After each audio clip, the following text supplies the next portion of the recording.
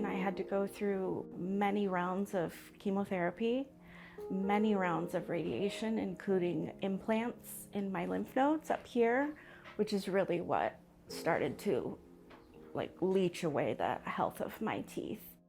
They just started rotting from the inside out. It's embarrassing.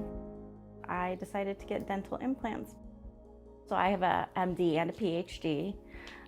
When I was getting my PhD, I worked for Da Vinci.